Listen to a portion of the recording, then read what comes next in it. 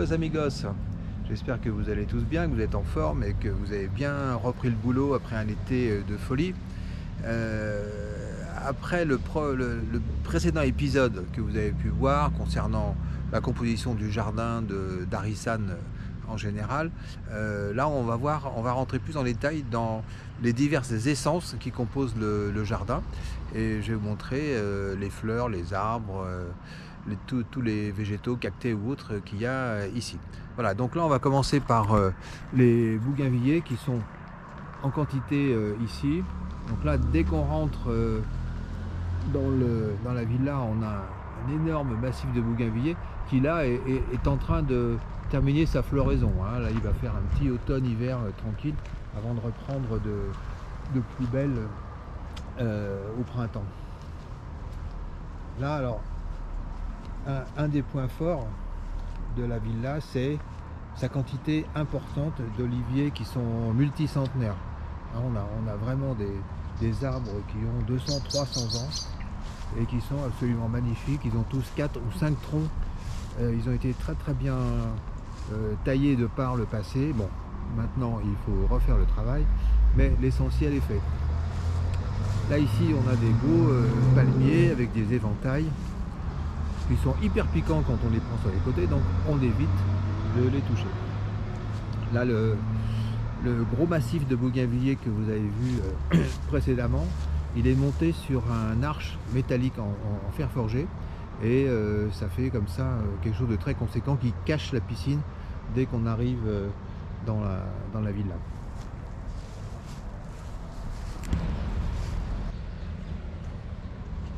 Ici nous avons des petits palmiers, toujours dans le même style de ce qu'on a vu précédemment, avec ces méchants piquants qui sont sur les branches, mais ils ont une allure très sympa. Ça fait vraiment tropical.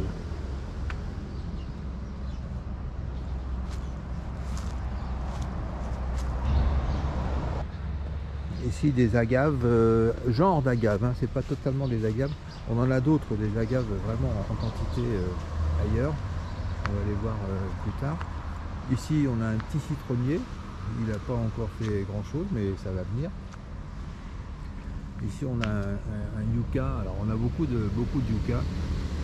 On n'est pas très fan des yucca, donc on garde vraiment ceux qui ont une position stratégique et qui ont un bel aspect. Ici on a un figuier qui est en fin de tout, en fin de floraison, en fin de feuilles, en fin de branches, en fin de tout. Donc lui il a vécu. Ici nous avons un citronnier. Bon, il donne pas grand chose pour l'instant, mais du moment qu'il donne quelques citrons, c'est tout ce qu'on lui demande. Ici on a encore un autre citronnier. Là on a un abricotier, ici je passe devant.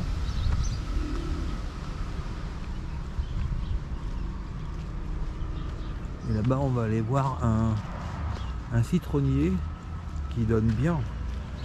C'est lui là. On a des citrons un peu partout, tu vois, tac tac, ils vont par 2, ils vont par 3.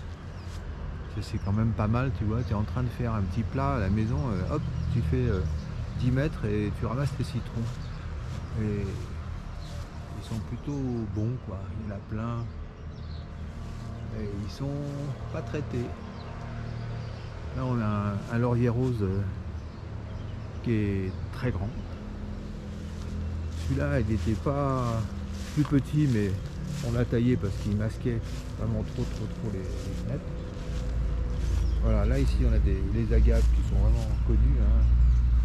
Là il y en a partout, donc on les taille régulièrement parce que sinon ça devient gigantesque. Ici on retrouve un citronnier avec toujours un olivier majestueux derrière.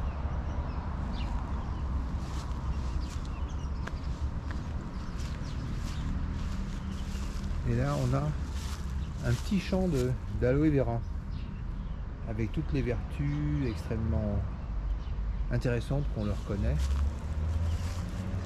Et là on rentre dans le potager, donc là il n'y a pas grand chose à voir actuellement chez lui parce qu'il a eu trop chaud. cet été.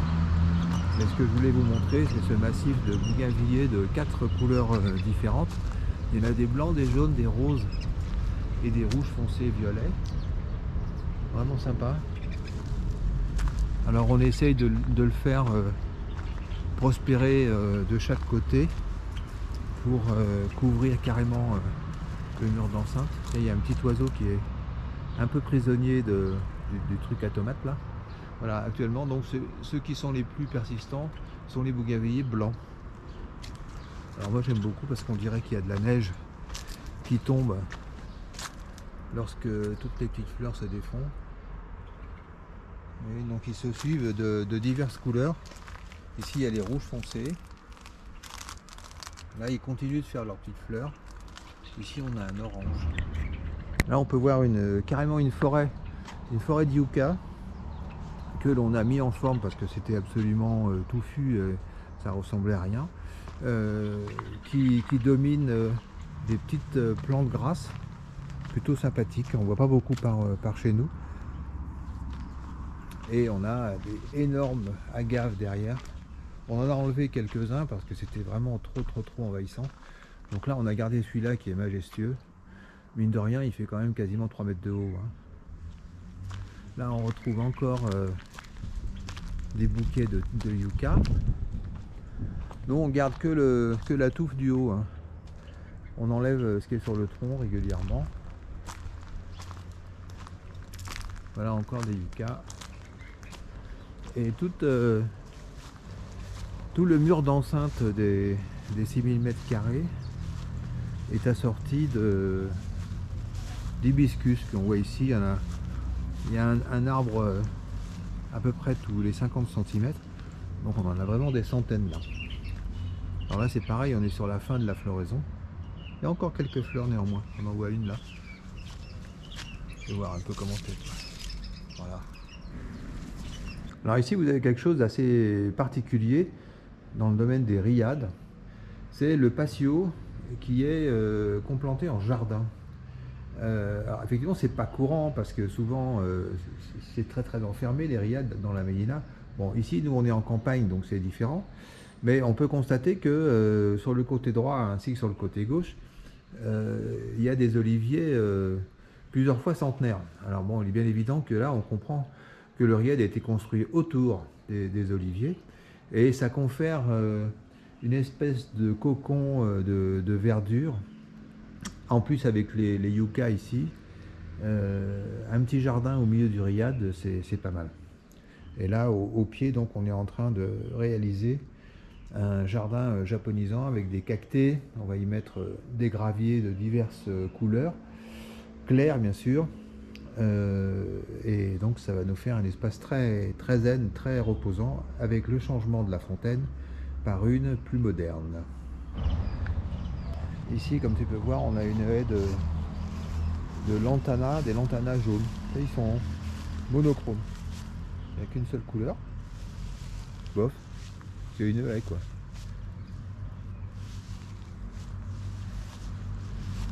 Ici on retrouve dans les pots bleus des bougainvilliers bien sûr. Là un rose clair. Ça c'est une couleur sympa. Surtout que sur le même pied il y a deux couleurs. Il y a de l'orangé et du rouge violet. Et quand les deux se mélangent, ben, ça fait du rose. Et là il y en a un autre qui est bien beau aussi, avec une belle couleur dans les rouge-violet foncé. Ici on a encore une variété d'agaves.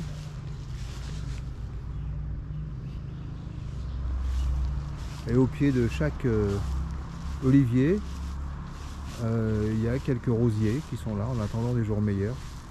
On les a sauvés, ils étaient morts et ils sont en train de reprendre un peu de la vie. Il y en a là. Il y en a là-bas avec le cheval. Mais on va s'occuper d'eux pour qu'ils reprennent bien les retailler. Et alors là, il y a une variété assez bizarre de bougainvilliers que j'avais jamais vu. Alors ça fleurit absolument tout le temps. C'est très épineux, très embêtant à tailler parce que c'est méchant. Et donc ça fait des fleurs roses et blanches tout le temps. Tout le temps, tout le temps. Là, c'est vraiment une haie anti-intrusion. Là, celui qui veut passer à travers, il reste. Il y reste dedans. Alors ça monte assez haut. Alors il faut qu'on les retaille aussi, tout cela. Là, des griffes de sorcières. Elles ont fait leurs fleurs au printemps. Et ça, c'est pas très beau. Hein. Voilà, donc vous avez vu un ensemble de la flore et des arbres qu'il y a dans le jardin. Alors il y a de quoi faire, il y a de quoi s'occuper pour la taille, l'entretien et tout, mais c'est tellement agréable quand on circule au milieu de tout ça, de se dire, bah voilà quoi, tout autour de nous c'est du désert, et là on a quelque chose qui est très verdoyant, très agréable, et ça fait du bien, même quand il fait chaud, on profite quand même de cette verdure rafraîchissante. Voilà, j'espère que ça a bien plu tout ça, et que vous allez vous inspirer de ça pour décorer vos belles terrasses. Salut los amigos, portez-vous bien.